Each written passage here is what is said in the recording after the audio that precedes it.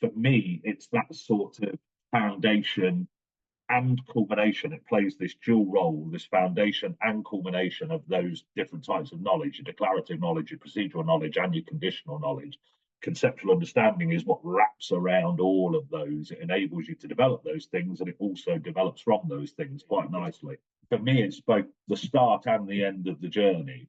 I develop this deep knowledge, this connected knowledge in one idea that allows me to build and connect that new learning in a way that makes sense. And that, I think for me, that is my biggest tagline. Math should make sense. If what I'm doing now I can't make sense of, then I'm not really doing maths, because I'm just manipulating abstract symbols or whatever else. Maths as a logically consistent subject has to make sense. And if I had one vision for maths education in this country, it would be, every new idea that's introduced to a learner should make sense to that learner. It should make sense from, they should be able to see how that follows from what they've studied before. But if I'm going to develop that deep connected knowledge, I also need to look at some non-examples. And I think that the interplay between example and non-example there is really, really important.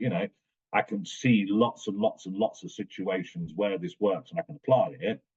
But if I don't see situations where I can't, and in particular those crucial bits on the boundary, what's the weirdest scenario that you can still use this in, and what's the closest scenario to where I can't use it, but it looks like I can. If you don't see those non-examples and those boundary examples, that breadth and depth of understanding of the concept, I don't think is going to be there. So that conceptual variation to build up that full picture of the concept and its limits, I think is really, really important.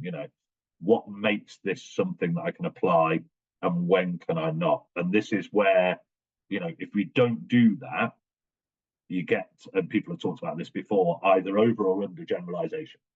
And that's, a key issue with lack of conceptual understanding from that conceptual variation.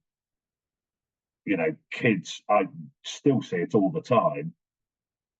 You have a diagram with two parallel lines and the transversal, and kids won't spot angle on a straight line at a point in that diagram, because it's not part of what they've been exposed to when studying that thing. It's not brought up as a boundary example.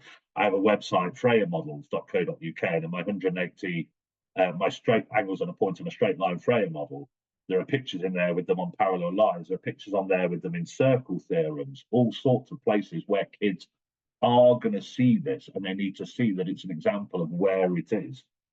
But on the other side of things, you get the undergeneralization, which is where kids don't apply a certain property when it can be applied. The one I use a lot, and it may be familiar with not, is index laws.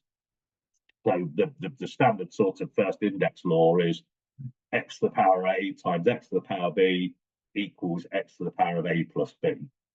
Yeah. And kids don't apply that if you ask them to multiply 2x plus 3 all to the power 5 times 2x plus 3 all to the power 4.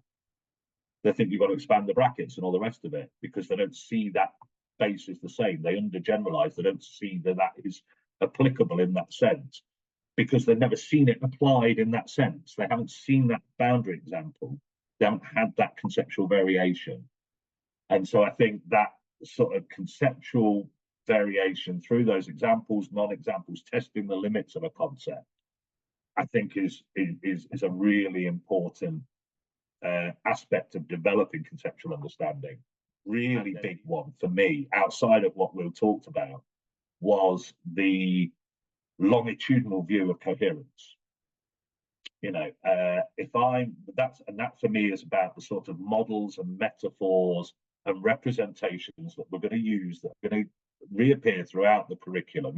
If I want you, I talked earlier about the ratio tables, if I want you to see that this aspect of ratio is the same as this aspect of compound measure, is the same as this aspect of gradient, Well, then when I represent that and I talk about that, I need to be using the language. I need to be using a consistent representation. I need to be using the same notation so that you can see that, and as well as telling you, look, this is the same, look, this is the same again, but so you can see it, so that you can see how it's the same structure, the same idea, that coherence working all the way through the curriculum. And this